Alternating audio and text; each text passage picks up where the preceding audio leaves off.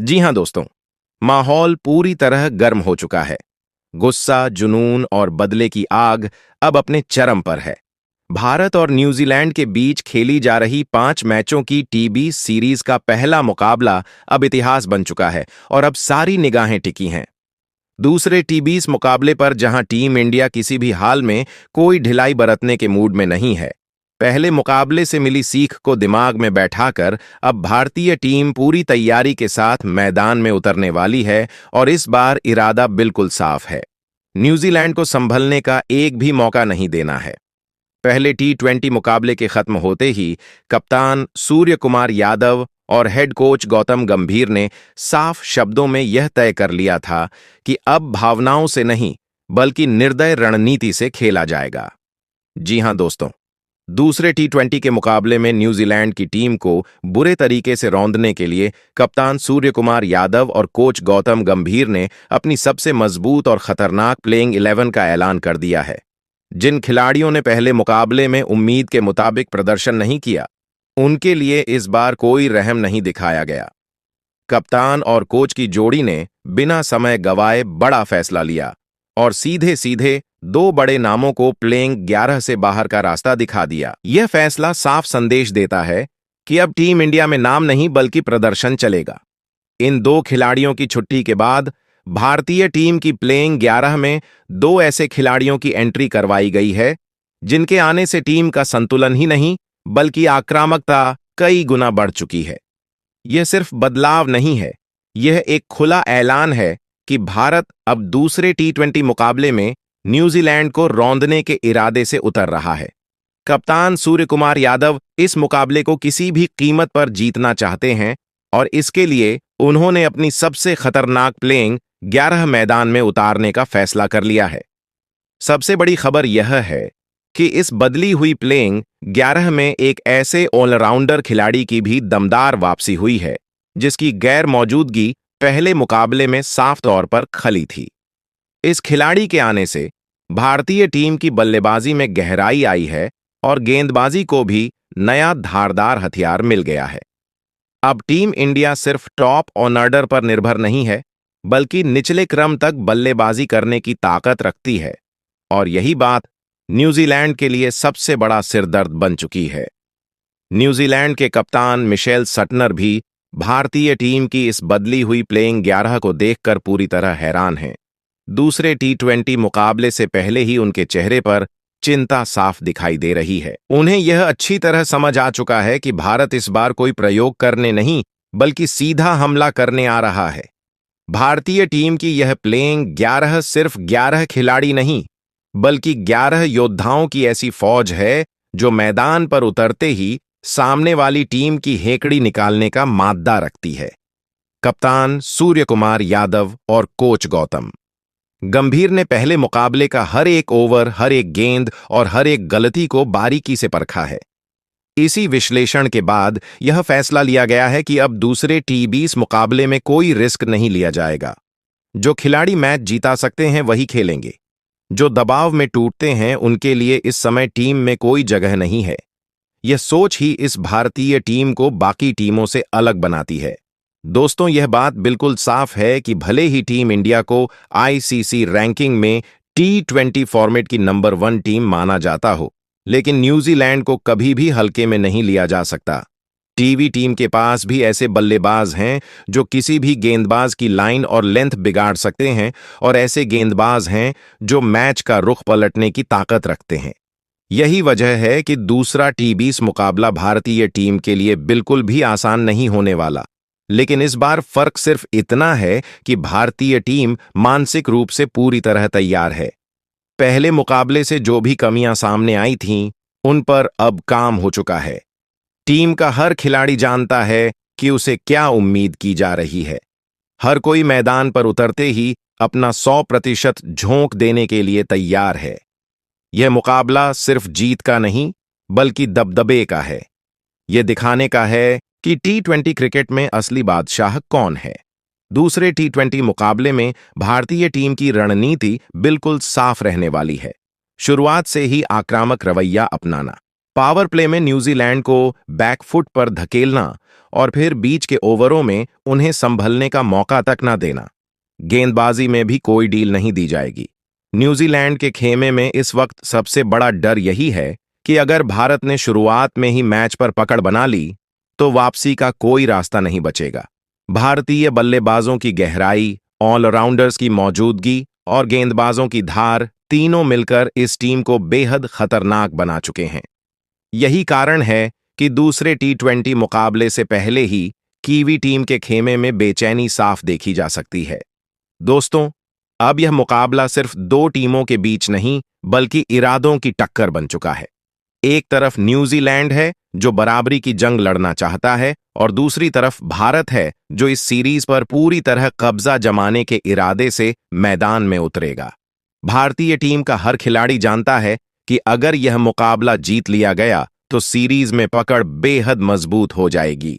इसलिए जब दूसरा टी20 मुकाबला शुरू होगा तो मैदान पर सिर्फ बल्ला और गेंद नहीं चलेंगे बल्कि जुनून, गुस्सा और बदले की आग भी साफ दिखाई देगी।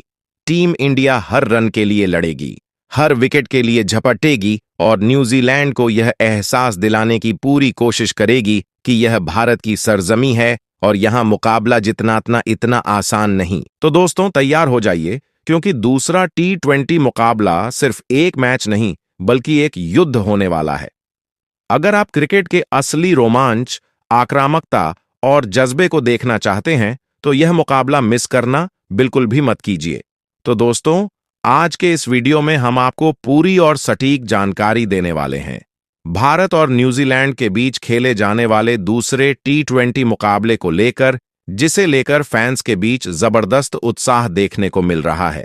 इस वीडियो में सबसे पहले हम आपको बताएंगे कि भारत और न्यूजीलैंड के बीच दूसरा टी20 मुकाबला आखिर कब, कहां और कितने बजे से खेला जाएगा, ताकि आप इस हाई वोल्टेज मुकाबले का एक भी पल मिस ना करें। इसके साथ ही हम आपको यह भी बताएंगे कि इस मुकाबले का लाइव टेलीकास्ट टीवी पर और लाइव स्ट्रीमिंग मोबाइल पर आपको किन किन प्लेटफॉर्म्स पर देखने को मिलेगी। दोस्तों, इसके बाद इस वीडियो में हम विस्तार से चर्चा करेंगे उस सबसे अहम मुद्दे पर जिसका सभी को बेसब्री से इंतजार है, यानी कप्तान सूर्यकुमार यादव द्वारा चुनी गई दूसरे टी20 मुकाबले की प्लेइंग 11। हम आपको बताएंगे कि कौन कौन से 11 धुरंधर योद्धा मैदान पर उतरकर न्यूजीलैंड को कड़ी चुनौती देने वाले हैं। इन खिलाड़ियों की लिस्ट सामने आते ही न्यूजीलैंड के खेमे में बेचैनी साफ नजर आने लगी है और कीवी टीम के पसीने छूट चुके हैं। वीडियो में हम हर खिलाड़ी के रोल, ताकत और संभावित प्रभाव पर विस्तार से बात करेंगे। इतना ही जिससे आपको यह समझने में आसानी होगी कि इतिहास में किस टीम का पलड़ा भारी रहा है और कौन सी टीम दबाव में ज्यादा टूटती है।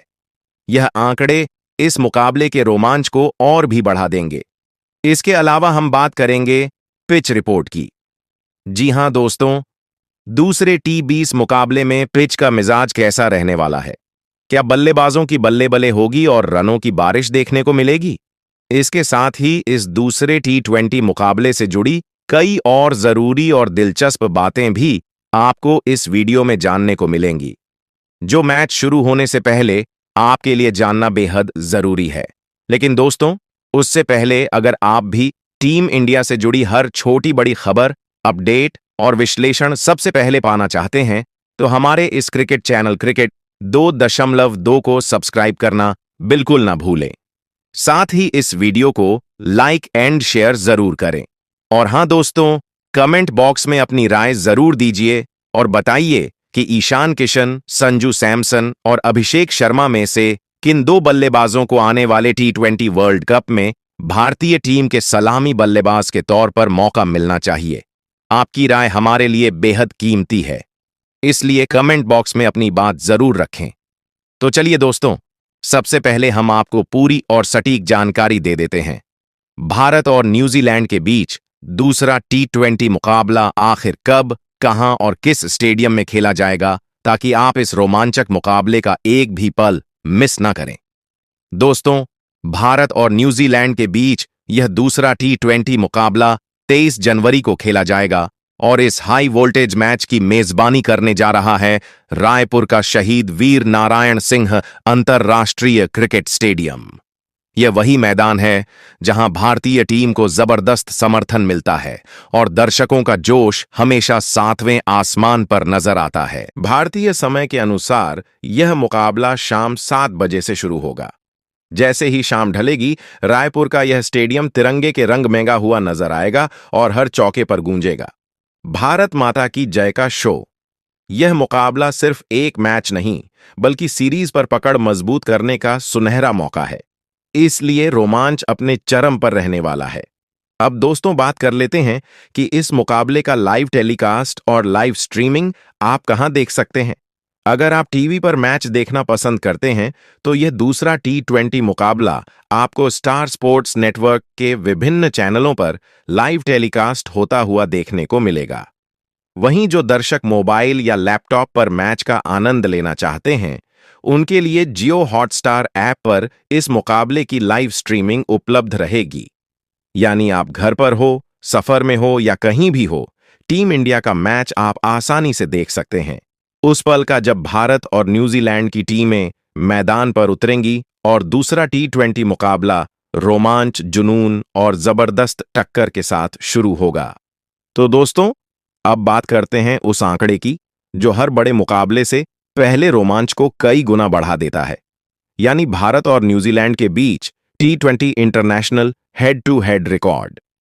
जब भी ये दोनों टीमें T20 फॉर्मेट में आमने सामने होती हैं, मैदान पर जबरदस्त टक्कर, रोमांच और आखिरी ओवर तक सांस रोक देने वाला खेल देखने को मिलता है।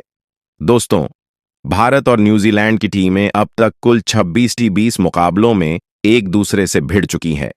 इन मुकाबलों में आंकड़ों के लिहाज से टीम इंडिया का पलड़ा भारी नजर आता है।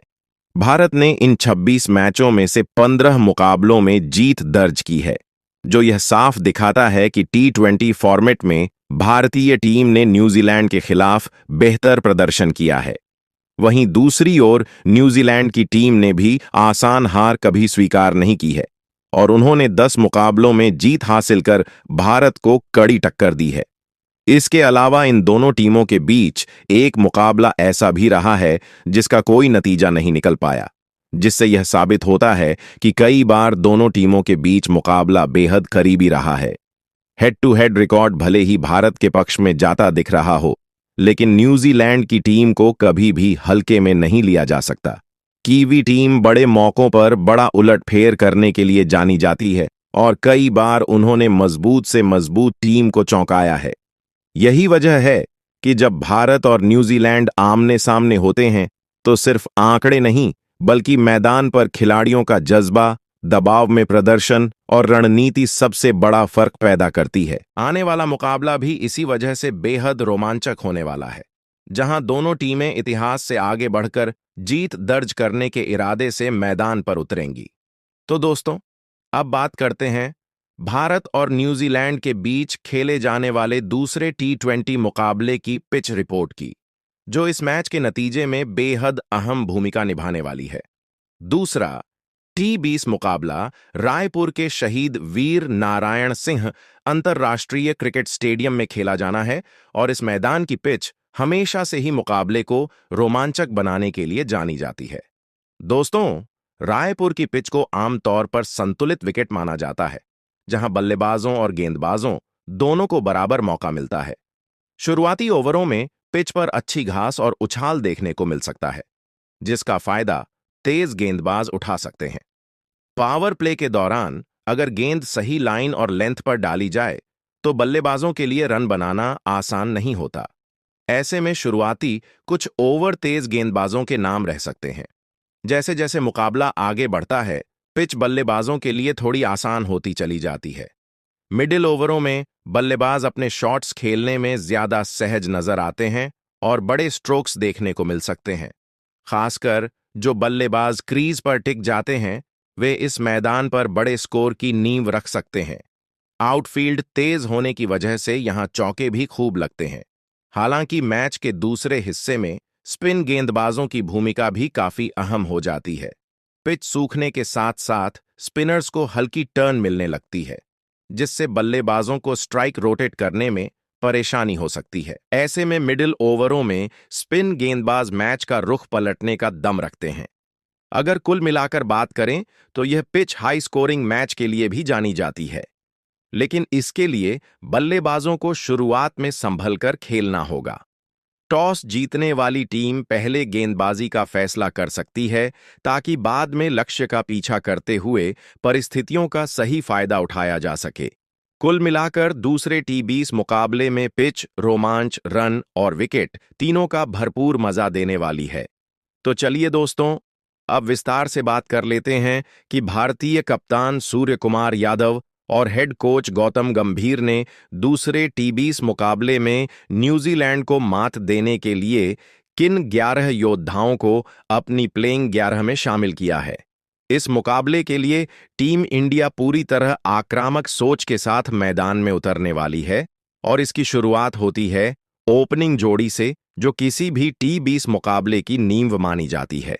दोस्तों, ओपनिंग की जिम्मेदारी इस बार नंबर 1 पर विकेटकीपर बल्लेबाज संजू सैमसन को सौंपी गई है।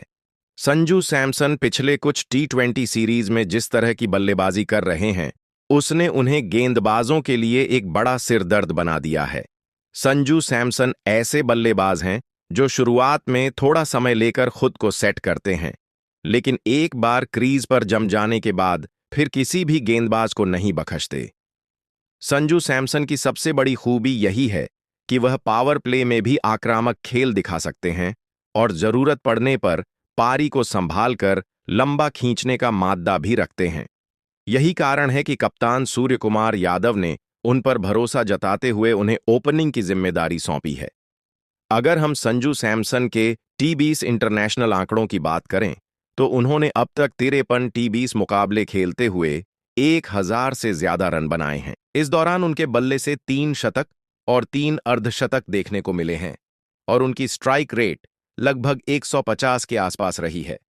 ये आंकड़े साफ बताते हैं कि संजू सैमसन टी20 फॉर्मेट के कितने खतरनाक बल्लेबाज हैं। अब दोस्तों, ओपनिंग जोड़ी की बात को आगे बढ़ाते हुए हम बात करते हैं उस खिलाड़ी की जिसे कप्तान सूर्यकुमार यादव ने नंबर 2 पर दूसरे ओपनर बल्लेबाज के तौर पर अपनी प्लेइंग 11 में शामिल किया है, और वह नाम है बाएं हाथ के विस्फोटक बल्लेबाज अभिषेक शर्मा। अभिषेक शर्मा आज के समय में भारतीय टी20 टीम के सबसे आक्रामक और निडर बल्लेबाजों में गिने जाते हैं, जो मैदान पर उतरते ही गेंदबाजों पर हमला बोलने में विश्वास रखते हैं। दोस्तों, अभिषेक शर्मा सिर्फ एक ओपनर बल्लेबाज ही नहीं है, बल्कि वह पार्ट टाइम गेंदबाजी से भी टीम को अतिरिक्त विकल्प देते हैं। लेकिन अगर उनकी असली ताकत की बात करें तो वह है उनकी विस्फोटक बल्लेबाजी। अभिषेक शर्मा ऐसे बल्लेबाज हैं जो पहली ही गेंद से बड़े शॉट खेलने से नहीं हिचकिचाते। पावर प्ले के ओवरों में वह गेंदबाजों को बैकफुट पर धकेल देते हैं और फील्डिंग सेट होने से पहले ही मैच का रुख भारत के पक्ष में मोड़ने की क्षमता रखते हैं। हाल ही में खेले गए कई टी20 मुकाबलों में अभिषेक शर्मा ने अपनी ताबड़तोड़ बल्लेबाजी से सबको प्रभावित किया है, चाहे घरेलू क्रिकेट हो या अंतर्राष्ट्रीय मंच। वहीं दोस्तों, प्लेइंग 11 में नंबर 3 के अहम स्थान पर कप्तान सूर्य कुमार यादव ने श्रेयस अय्यर को मौका दिया है। यह फैसला टीम के संतुलन के लिहाज से काफी अहम माना जा रहा है। आपको बता दें कि श्रेयस अय्यर की टीम इंडिया के टी20 स्क्वाड में वापसी तिलक वर्मा के चोटिल होकर बाहर होने के बाद हुई है। ऐसे में यह मौका श्रेयस अय्यर के लिए किसी बड़ी चुनौती से कम नहीं है और वह इस अवसर को दोनों हाथों से भुनाना चाहेंगे। दोस्तों, श्रेयस अय्यर एक बेहद तकनीकी रूप से मजबूत और आक्रामक बल्लेबाज हैं। वह जरूरत पड़ने पर पारी को संभालना भी जानते हैं और हालात अनुकूल हो तो ऊपर के ओवरों में तेजी से रन बनाने की क्षमता भी रखते हैं। श्रेयस अय्यर का आत्मविश्वास और अनुभव बड़े मुकाबलों में साफ नजर आता है। वह दबाव में भी शांत रहते हैं और अपनी बल्लेबाजी से विपक्षी टीम की रणनीति बिगाड़ सकते हैं। यही वजह है कि कप्तान सूर्य कुमार यादव ने उन्हें सीधे प्लेइंग 11 में शामिल किया है।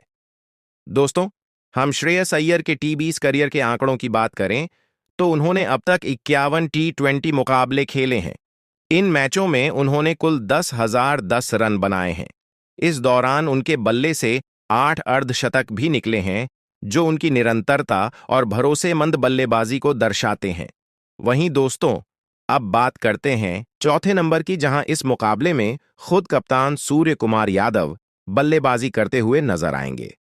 कप्तान का इस स्थान पर उतरना टीम इंडिया के लिए बेहद अहम माना जा रहा है, क्योंकि सूर्य कुमार यादव को भारतीय टीम के सबसे भरोसेमंद और विस्फोटक मिडिल ऑर्डर बल्लेबाजों में गिना जाता है। खासकर T20 फॉर्मेट में उनका नाम आते ही विरोधी टीम की रणनीति बदल जाती है। मैदान का हर कोना उनके लिए स्कोरिंग जोन बन जाता है, और यही वजह है कि उन्हें T20 फॉर्मेट का 360 डिग्री बल्लेबाज कहा जाता है। वह किसी भी दिशा में शॉट खेलने की क्षमता रखते हैं और चौकों की बरसात कर मैच का रुख पलट देते हैं। अगर दोस्तों सूर्य कुमार यादव के T20 करियर के आंकड़ों पर नजर डालें, तो उन्होंने अब तक भारत के लिए 99 T20 मुकाबले खेले हैं। इन मुकाबलों की 93 पारियों में बल्लेबाजी करते हुए उन्होंने 4 शतक और 21 अर्धशतक की मदद से कुल 2788 रन बनाए हैं। यह आंकड़े खुद इस बात का सबूत हैं कि T20 क्रिकेट में उनका प्रदर्शन कितना खतरनाक और प्रभावशाली रहा है। हालांकि दोस्तों, यह भी सच है कि पिछले कुछ मुकाबलों में सूर्य कुमार यादव का बल्ला पूरी तरह खुलकर नहीं चल पाया है। वहीं दोस्तों, अब अगर 5वें नंबर की बात करें, इस अहम स्थान पर कप्तान सूर्य कुमार यादव ने ऑलराउंडर हार्दिक पांड्या को अपनी प्लेइंग 11 में शामिल किया है। हार्दिक पांड्या भारतीय टीम के उन चुनिंदा खिलाड़ियों में से एक हैं जिनकी मौजूदगी मात्र से ही टीम का आत्मविश्वास कई गुना बढ़ जाता है। वह न सिर्फ अपनी विस्फोटक बल्लेबाजी के लिए जाने जाते हैं, बल्कि गेंदबाजी में भी वह किसी भी समय मैच का रुख पलटने की काबिलियत रखते हैं। दोस्तों, हार्दिक पांड्या की सबसे बड़ी खासियत यह है, बल्ले से लंबे लगाना हो या गेंद से अहम विकेट निकालना, वह दोनों ही भूमिकाओं को बखूबी निभाते हैं। यही वजह है कि उन्हें T20 फॉर्मेट का सबसे खतरनाक ऑलराउंडर माना जाता है। हार्दिक पांड्या लगातार भारतीय टीम के लिए T20 क्रिकेट में शानदार प्रदर्शन करते आए हैं। अगर दोस्तों हार्दिक पांड्या के T20 करियर के आंकड़ों पर नजर डालें, तो उन्होंने भारत के लिए अब तक 124 T20 मुकाबले खेले। इन मुकाबलों की 97 पारियों में बल्लेबाजी करते हुए उन्होंने 7 अर्धशतक की मदद से कुल 2002 रन बनाए हैं। वहीं गेंदबाजी की बात करें तो उन्होंने 120 T20 मुकाबलों की 112 पारियों में गेंदबाजी करते हुए कुल 101 विकेट अपने नाम किए हैं। वहीं दोस्तों प्लेइंग 11 में छठे नंबर पर कप्तान सूर्य कुमार यादव ने विस्फोटक फिनिशर बल्लेबाज रिंकू सिंह को शामिल किया है। यह फैसला पूरी तरह से टीम की रणनीति को ध्यान में रखकर लिया गया है, क्योंकि रिंकू सिंह मौजूदा समय में भारतीय टीम के सबसे भरोसेमंद फिनिशर बल्लेबाजों में गिने जाते हैं। अगर दोस्तों रिंकू सिंह के T20 करियर के आंकड़ों पर नजर डालें, तो उन्होंने अब तक 35 T20 मुकाबले खेले हैं। इन मुकाबलों में उन्होंने कुल 550 रन बनाए हैं। इस दौरान उनके बल्ले से 3 अर्धशतक भी निकले हैं, जो उनकी उपयोगी और प्रभावशाली पारियों का सबूत हैं। वहीं दोस्तों अब अगर प्लेइंग 11 में 7वें नंबर की बात करें, तो इस अहम स्थान पर कप्तान सूर्य कुमार यादव ने भरोसा जताया है अनुभवी ऑलराउंडर अक्षर पटेल पर।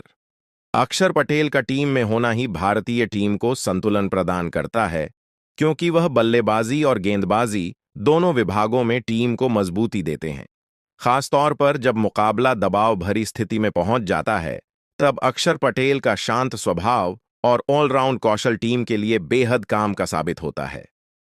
दोस्तों अक्षर पटेल की सबसे बड़ी खासियत यह है कि वह जरूरत पड़ने पर ऊपरी क्रम में आकर जिम्मेदारी संभाल सकते हैं।